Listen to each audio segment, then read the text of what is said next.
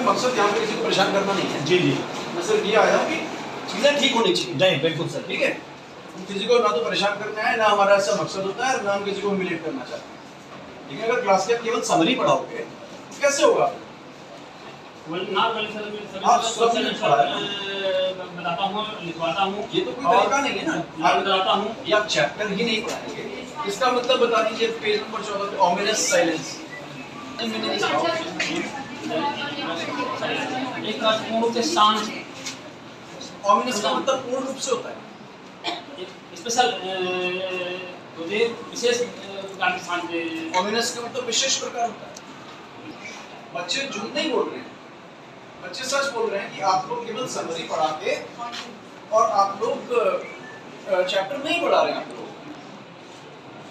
कि जब बच्चे को अगर क्लियर नहीं होगा तो ठीक नहीं है।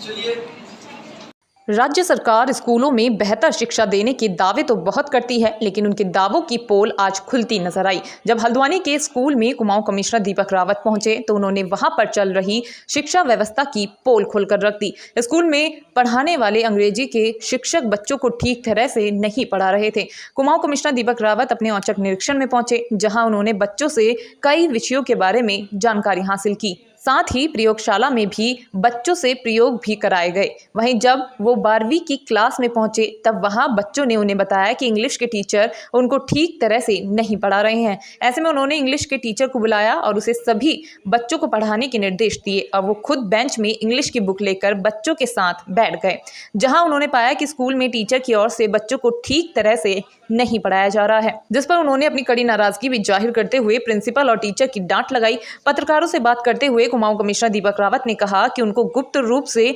कुछ शिकायतें मिली थी कि फूलचोड़ के अटल उत्कृष्ट इंटर कॉलेज में इकोनॉमिक्स की पढ़ाई नहीं हो रही है और इंग्लिश का चैप्टर ना पढ़ाकर समरी पढ़ाई जा रही है, जो पूरी तरह से गलत है। ऐसे में उन्होंने एडी एजुकेशन को इस बारे में निरीक्षण करने के निर्देश दिए। साथ ही प्रिंसिपल और कॉलेज के सभी टीचरों से बातचीत करेंगे। शिक्षा व्यवस्था बेहतर हो, बच्चों के भविष्य के साथ कोई खिलवाड़ ना हो, इसका ध्यान रखना बेहद जरूरी है। 1 महीने में रिपोर्ट उनको एडी एजुकेशन देंगे, जिसके बाद वो दोबारा से विद्यालय का दौरा करेंगे।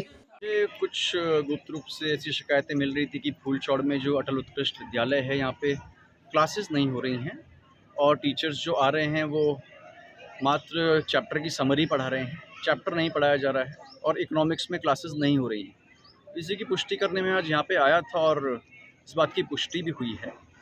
और इंग्लिश के चैप्टर्स जो हैं यहाँ पे, जो आपके जो रिस्पेक्टेड टीचर हैं उनको मैंने बुलाया भी और बच्चों से इस बात की पुष्टि हुई कि चैप्टर्स ना पढ़ा के उसकी मात्र 5-10 मिनट में समरी पढ़ाई जा रही है, जो कि उचित नहीं है।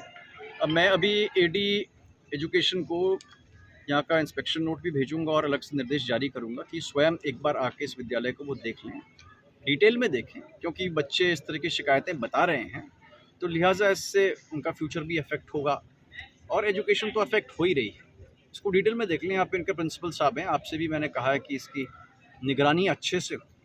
बात केवल चैप्टर ख़त्म करने की नहीं है, क्या क्वालिटी दे रहे हैं, क्वालिटी ऑफ आउटपुट पे भी ध्यान देना बहुत आवश्यक है। और मैं समझता हूँ कि निर्देशों का जो विद्यालय इसको पालन करेगा और इसको अभी 1-1.5 महीने में दोबारा एक बार इसका इंस्पेक्शन जब एडी एजुकेशन कर लेंगे तो मैं औचक रूप से एक बार दोबारा